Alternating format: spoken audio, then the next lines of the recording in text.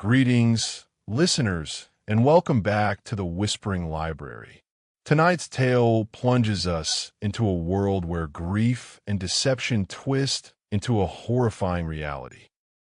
It begins in the sterile quiet of a hospital, the air thick with the scent of disinfectant and unspoken secrets. Here, a life ends, and another, a borrowed, fragile imitation, begins its terrifying journey. But some secrets refuse to stay buried, and some echoes from the past are determined to be heard, dragging our protagonist into a nightmare built from her own actions and the terrifying landscape of a mind under siege. Prepare to question what is real and what horrors lurk just beneath the surface of appearances. Part 1. Introduction. The low, mechanical breathing of the ventilator was the only consistent sound in the room, a rhythmic counterpoint to the frantic, silent beating of his own heart. Dr. Alan Cross sat beside the bed, his suit jacket discarded, tie loosened, the weight of the past 3 weeks pressing down on him. 3 weeks. 3 weeks since the call had come, shattering the mundane Tuesday afternoon with news of a fall, a fractured skull, a life extinguishing far too soon. They'd found her tangled at the bottom of the ornate wooden stairs in her downtown apartment, a scene that screamed accident, yet whispered unanswered questions.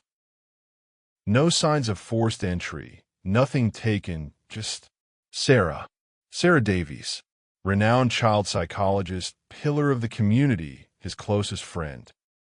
Lying here, kept alive by machines that hummed with a relentless, artificial purpose. The police had been polite, thorough, ultimately inconclusive. An accidental fall. That was the official conclusion, delivered with uncomfortable finality. But Alan knew Sarah. Knew her careful steps, her fear of heights, the sturdy banister she always gripped. An accident felt wrong.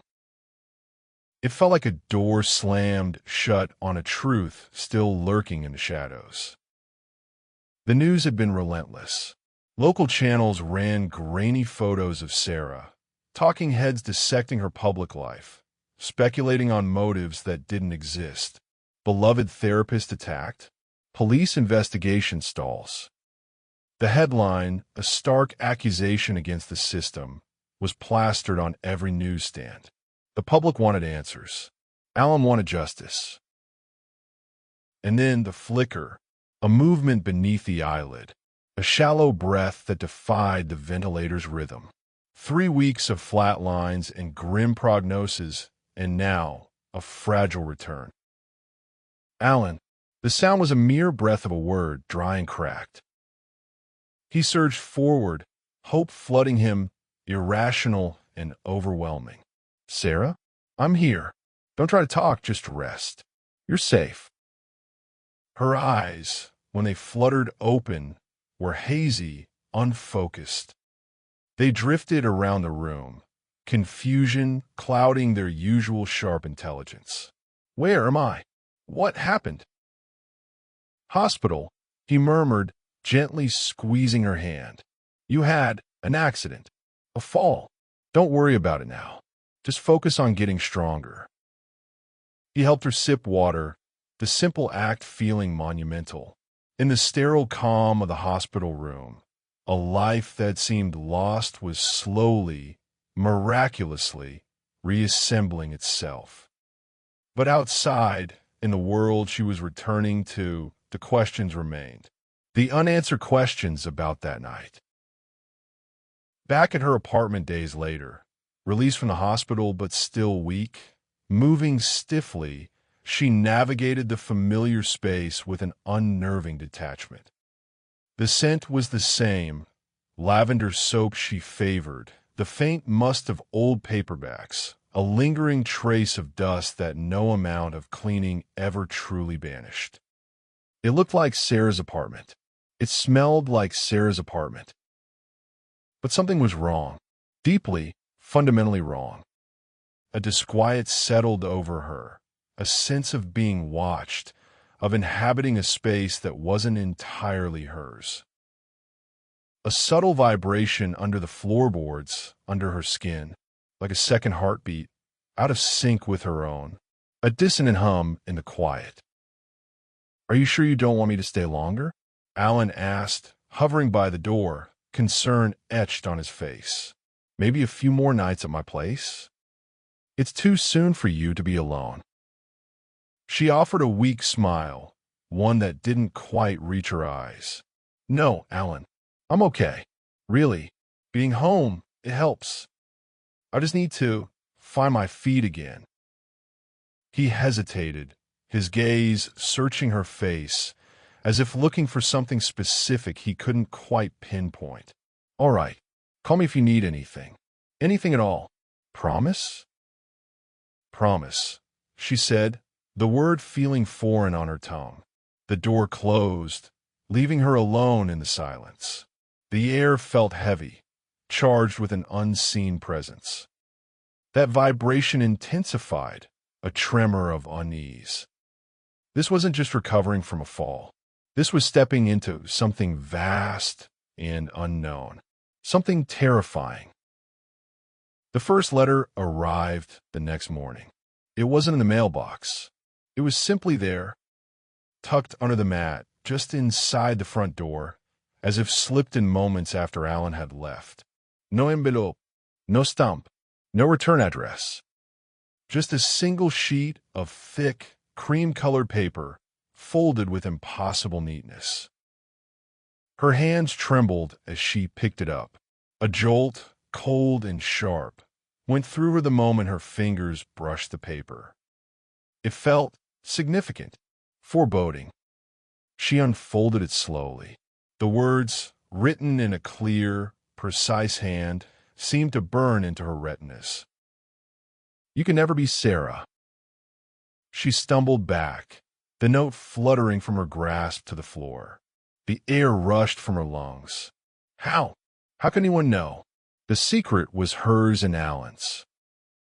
A desperate plan born in the hushed intensity of the hospital room. A gamble taken in the face of insurmountable grief and unanswered questions.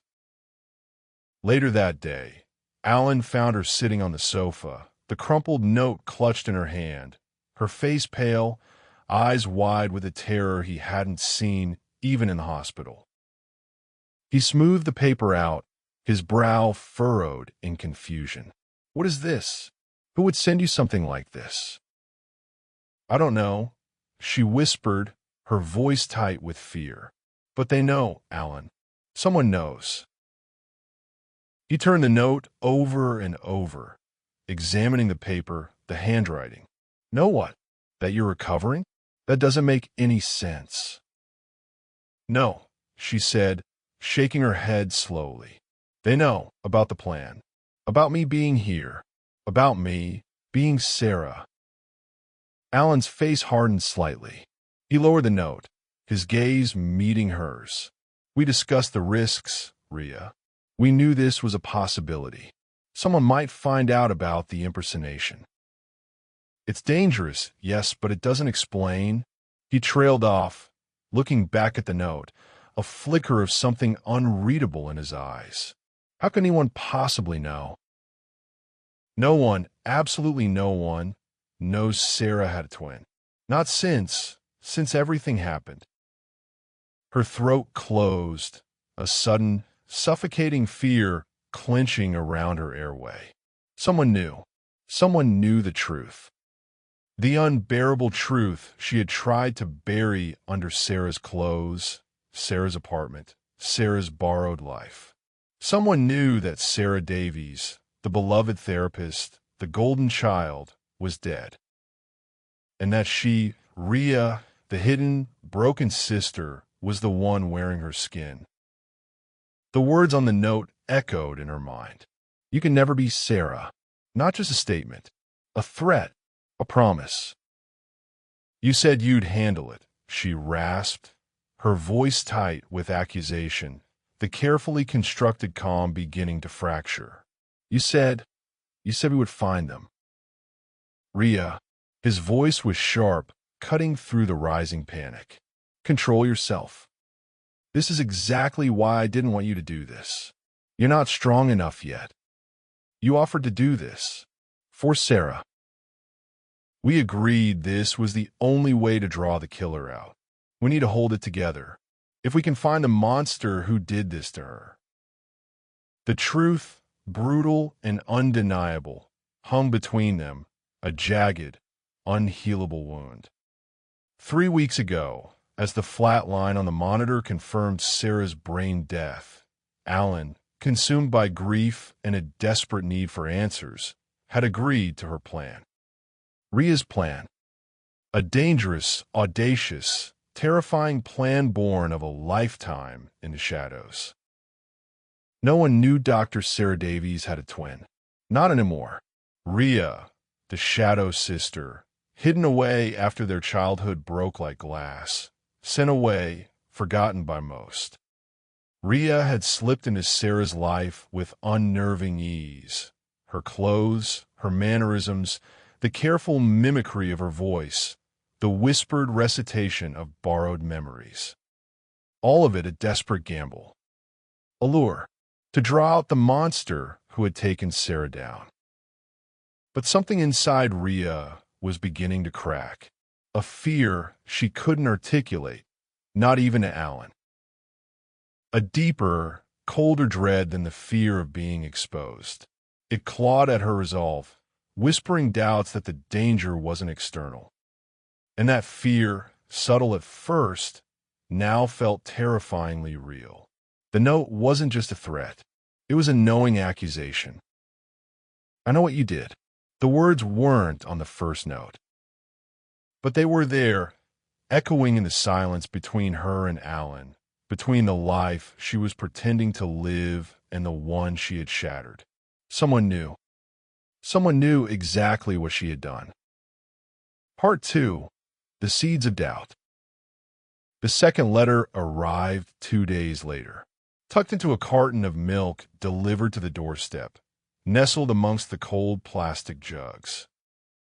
It felt like a violation, a casual invasion of a space she had tried to fortify with denial. No envelope, no trace of who had put it there. She stared at the paper, a chilling familiarity in its texture and fold. The same cream-colored stock, the same unervingly neat fold. She opened it, her hands shaking. You could deceive Alan and everyone else, but not me. I know what you did. The words were a hammer blow. They confirmed her deepest fear. This wasn't just about the impersonation. This was about that night, about the stairs, about the iron rod. She stumbled back, the air rushing from her lungs, the letter fluttering to the polished hardwood floor. Knew what she did. How? No one saw. No one could have seen. The apartment had been empty. Just her and Sarah. Just the argument, the flash of blinding rage, the heavy weight in her hand, the sickening thud. The memory burst forth, vivid and visceral. Not a blurred nightmare, but a sharp, brutal reality. The heated words exchanged on the landing. Sarah's sudden realization, the dawning horror in her eyes as she finally understood Rhea's resentment, her bitter envy. The way Sarah had recoiled, stumbled back towards the stairs. Break time equals 0. 3S / the iron rod, kept by the fireplace on the landing for stirring the embers, suddenly in Rhea's hand. The surge of power, intoxicating and terrifying. Sarah's startled cry, muffled by the thick Persian rug. One blow, aimed instinctively, fueled by years of resentment and a lifetime in the shadows. The crack of bone, sickeningly loud in the sudden silence. Sarah, crumpling, a broken doll, tumbling down the stairs, coming to rest in a heap at the bottom, the dark stains spreading on the polished wood. Not an accident. Not a desperate act of mercy. Not a fall. Murder. Her hand. Her sister. She pressed her fists against her temples, trying to force the image away, to stuff the memory back into the dark box she kept it in. No one saw. No one could have seen. Unless someone had been there. Hidden. Watching. Someone who knew about the sisters, about their hidden history, about the darkness that had always simmered beneath the surface. This was the catalyst. The letters weren't about the impersonation, they were about the murder. The problematic aspect wasn't the police's flawed investigation into the attack. It was the fundamental misunderstanding of the crime itself. The investigation wasn't about finding Sarah's attacker. It was about uncovering Ria's secret. And the protagonist, the one whose desperate, internal investigation began, was Ria herself, not seeking justice for Sarah, but desperate, terrified self-preservation. She had to find the letter writer before they revealed everything, before Alan knew the full truth, before she lost everything. When Alan called later, she kept her voice deliberately even, trying to sound like Sarah, sound like she was recovering. The apartment feels quiet, she said, forcing a light tone. Just getting used to being home. Good, he said, relief evident in his voice. Take it easy. No rushing back to anything. Just focus on resting. Are you eating properly? Yes, Alan, she lied, her stomach churning with fear. Everything's fine. She didn't tell him about the second letter. Couldn't. His earlier reaction to the first note, that flicker of something unreadable in his eyes, had planted a seed of doubt. What if he knew? What if he hadn't believed her story about the accident? What if he suspected? No, that was crazy. Alan was her friend. Sarah's friend. He believed in the plan, didn't he? Paranoia, cold and insidious, began to wrap its tendrils around her mind. Every creak of the old building settling, every distant siren, every shadow seemed to hold a hidden meaning, a silent accusation. She found herself peering through the peephole before opening the door, even for the grocery-delivered person, checking the locks multiple times after Alan left. Walking from room to room, a knot of tension tightening in her stomach. She needed answers, not from the police, not from Alan. On her own, she started small, checking Sarah's computer, looking through emails, browse history. Hoping to find a clue, a name, a contact who might have known something, seen something, suspected something. But Sarah's digital life was as pristine and ordered as her public one. Client files, research papers, polite correspondence. Nothing out of the ordinary. Nothing that screamed secret enemy. Maybe it was someone from her past. Someone who knew about Sarah and Ria. Someone from a time before. She pushed the thought away. That life was buried. It couldn't reach her here, could it?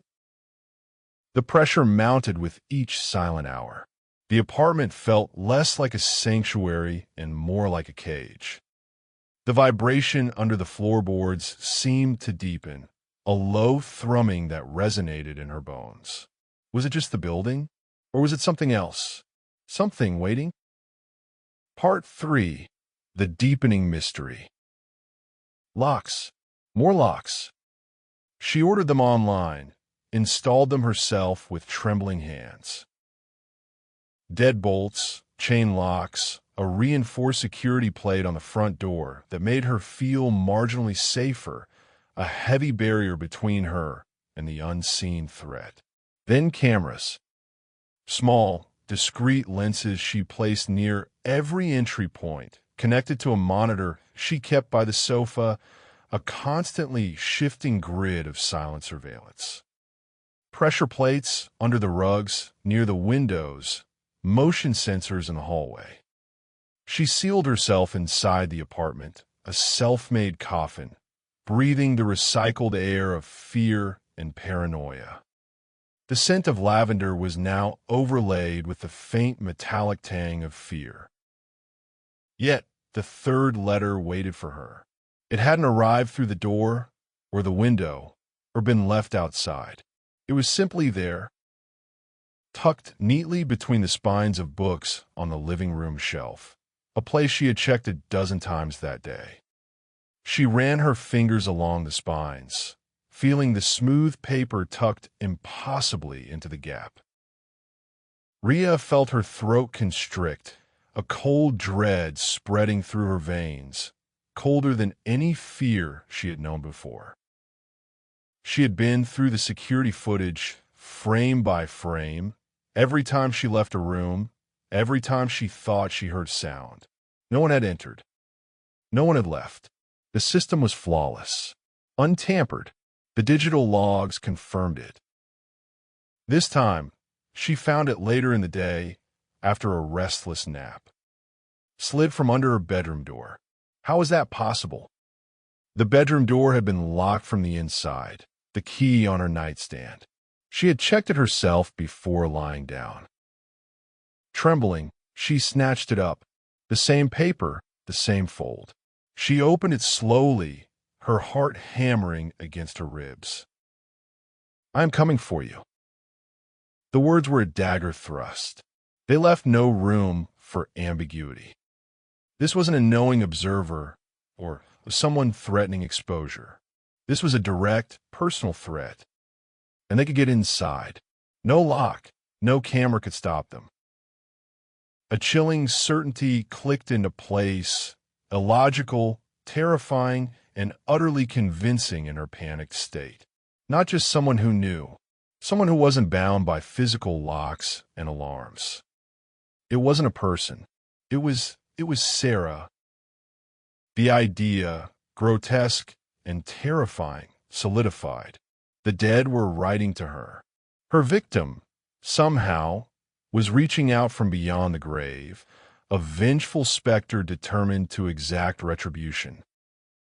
It was the only explanation that made any sense in a world that had ceased to follow any rational rules.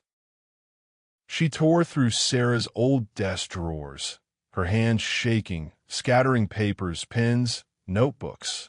Searching for what? A sign? A warning? A confirmation? Her fingers brushed against a bound notebook tucked beneath a stack of files. Sarah's journal. She pulled it out, her breath catching. It was Sarah's familiar handwriting on the cover, elegant and flowing.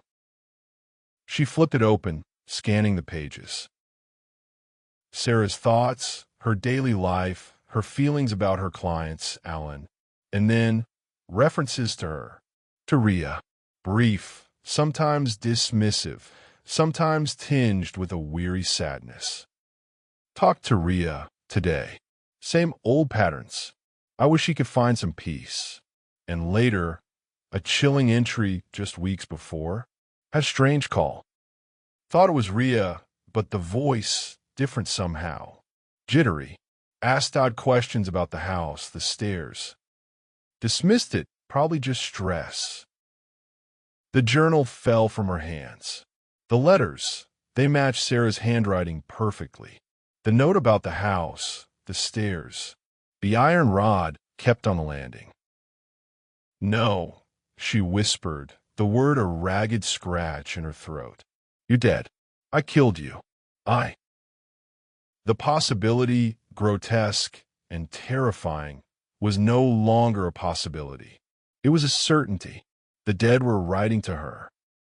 Sarah was writing to her.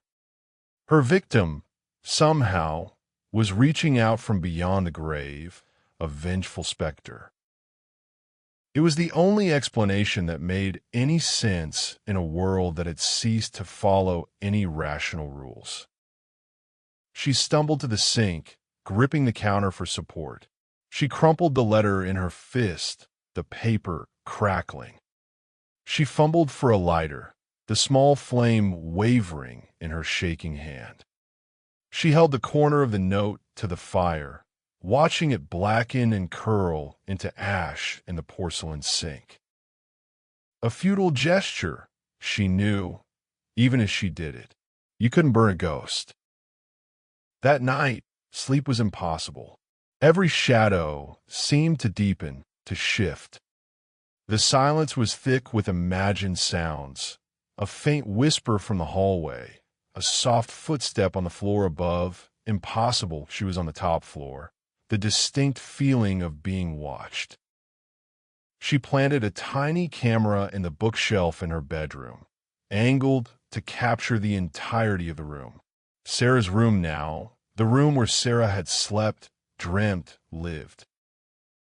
She triple-locked the bedroom door, dragged a heavy armchair across the floor to barricade it, her heart rattling against her ribs like a trapped bird.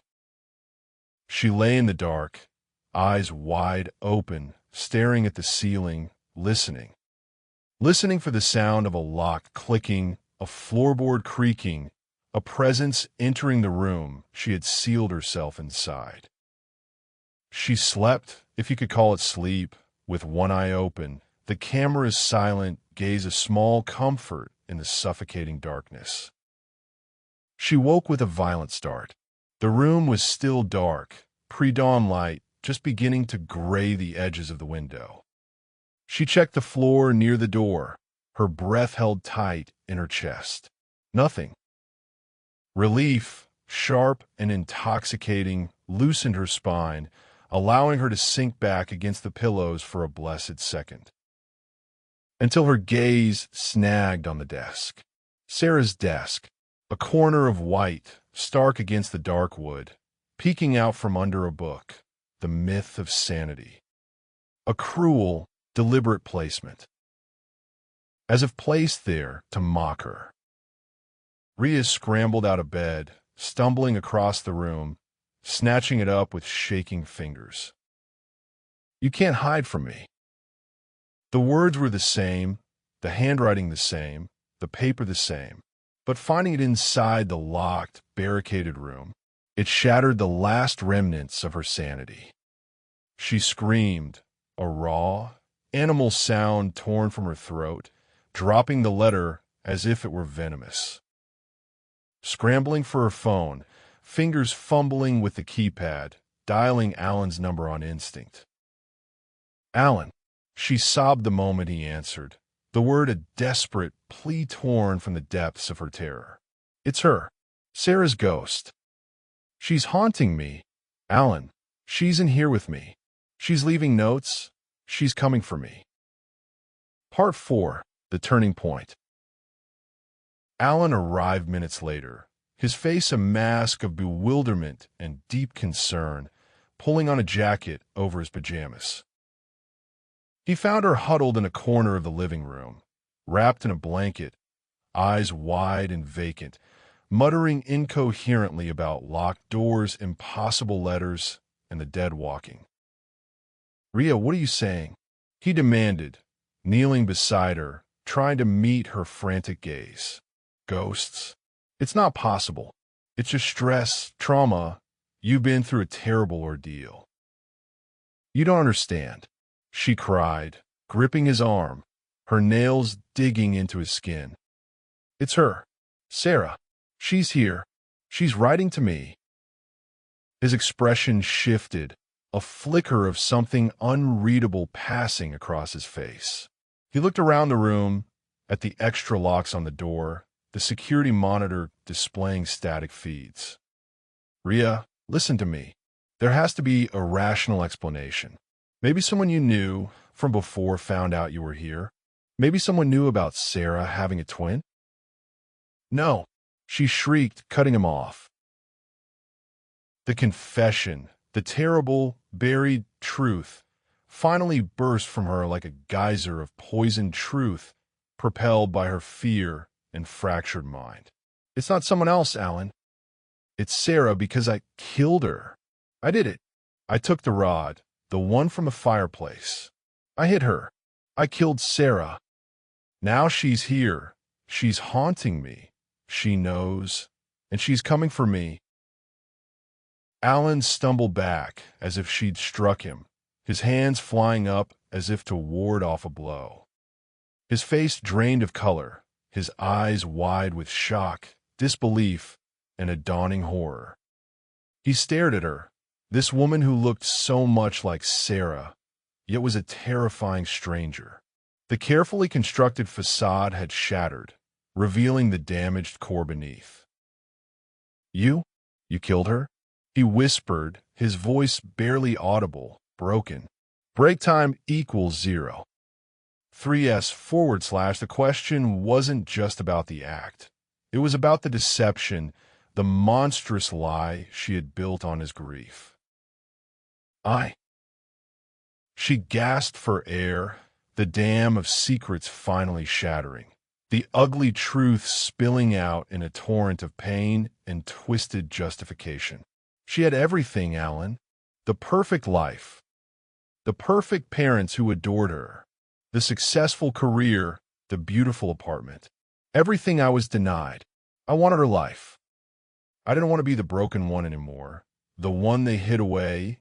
The one they were ashamed of. Her voice rose to a frantic pitch.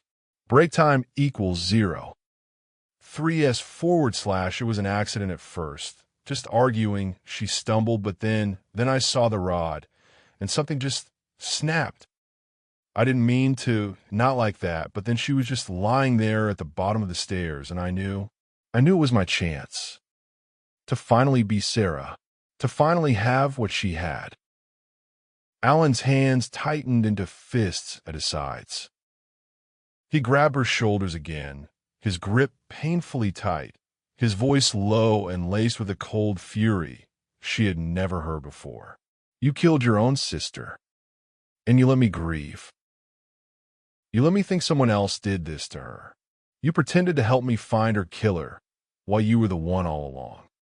He shook his head slowly, the disbelief hardening into a chilling certainty. My God, Rhea, what have you done? Rhea tore away from him, desperate now, not for understanding, but for proof of the external threat, the one that would justify her actions, her terror, her collapsing reality. It doesn't matter now. She shrieked, scrambling towards the bedroom desk.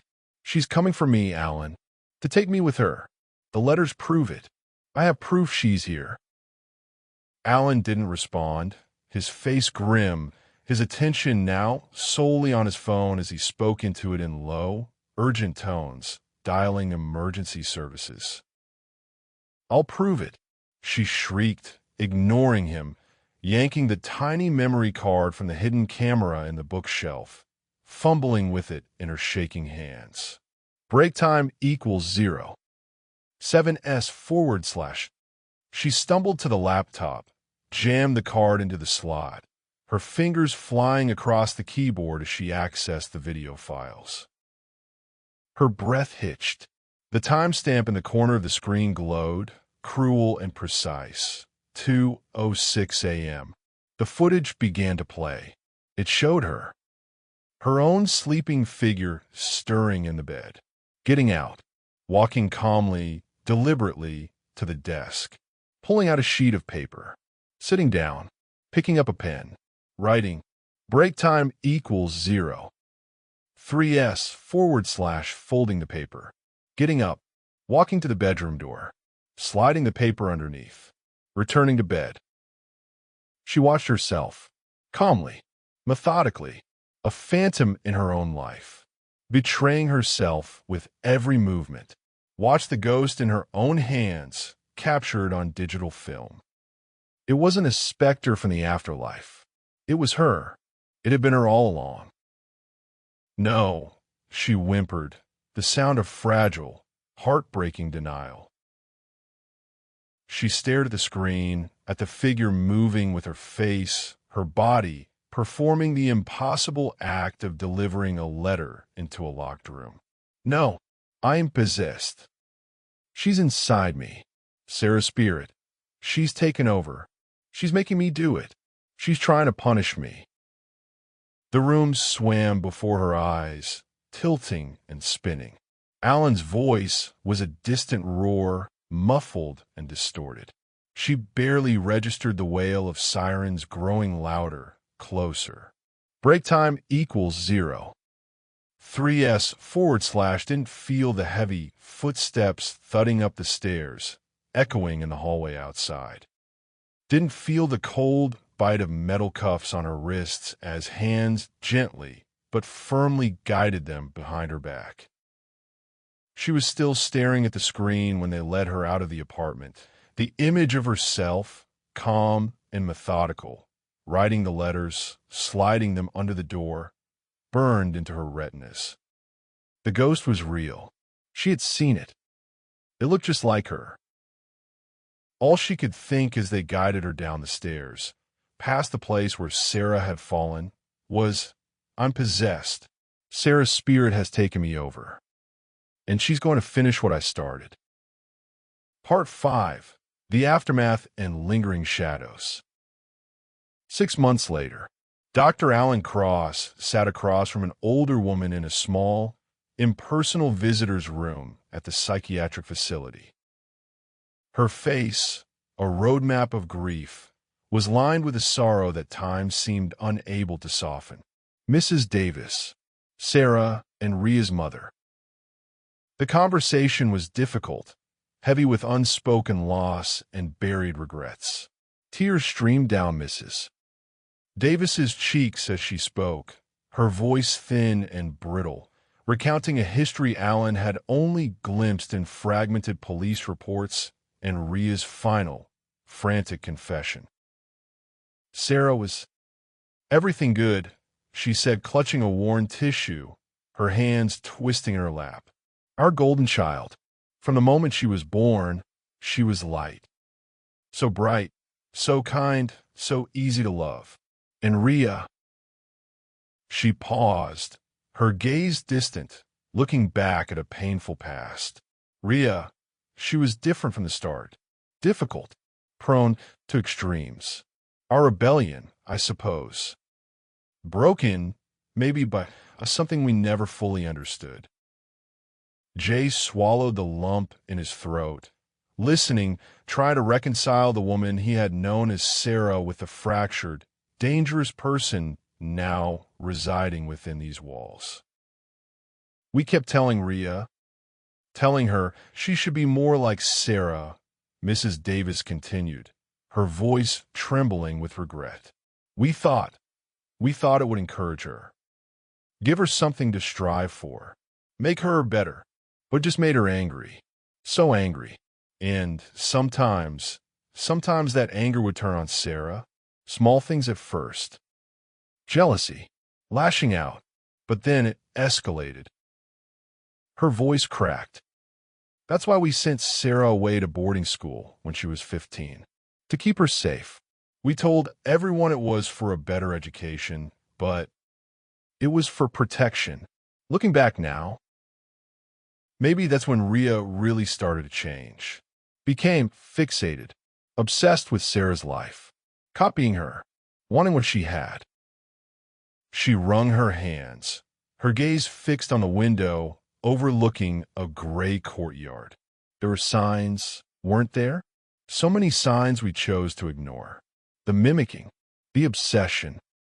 The time she'd disappear, trying to follow Sarah. We thought it was just unhealthy attachment. But then there were the episodes, the rages.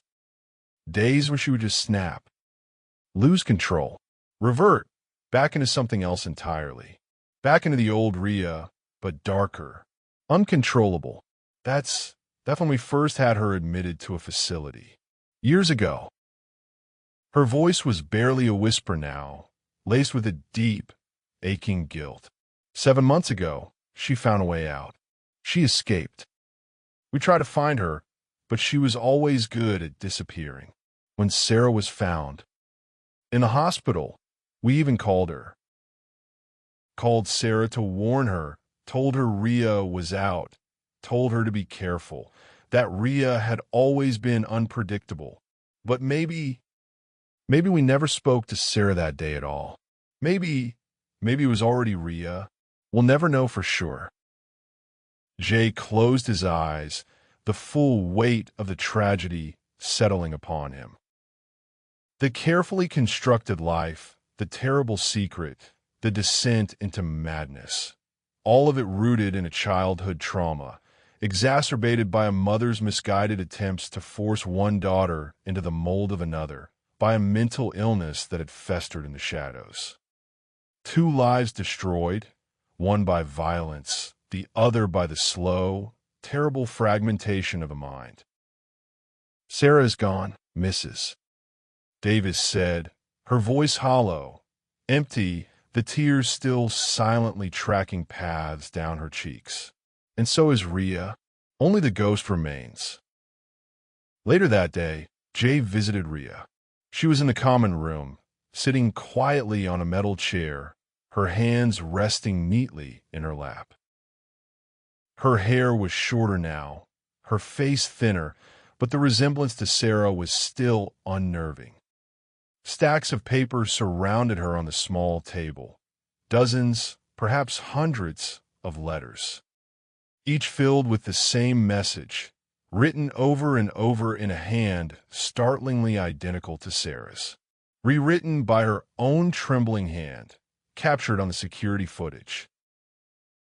She didn't look up when he entered the room, didn't seem to notice him at first, lost in the silent, repetitive task of writing. Jay stepped closer, his heart pounding with a mixture of dread, profound sadness, and a lingering sense of horror. She glanced up then, her eyes meeting his. They gleamed with an unnatural brightness, devoid of the fear he had seen in the apartment, filled instead with a serene, chilling certainty. She smiled sweetly, a gentle, innocent expression that didn't belong on her face. "Hello, Alan," she said softly, her voice light and airy, perfect Sarah. "I'm almost finished." She gestured to the stacks of paper. "Just a few more letters. To explain everything. Then Sarah will understand. She'll forgive me." Jay knelt beside her, his voice breaking despite his efforts to keep it steady. "Sarah's gone, Rhea. She's not coming back. There's no one to forgive you." She tilted her head, studying him with an air of polite confusion, as if he were the one speaking nonsense, lost in some delusion. "Don't be silly," she said with a soft, disarming laugh, turning back to her writing. "Of course I'm here. I'm Sarah." Somewhere deep inside the labyrinth of her broken mind, the real Rhea was gone. The ghost she had created, the sister she had destroyed, had finally, completely taken over. The haunting was not external, not spectral. It resided entirely within the confines of her own shattered skull, a perpetual echo in a stairwell that led nowhere. And it would likely never leave, the chilling, quiet victory of a fractured mind over a stolen life.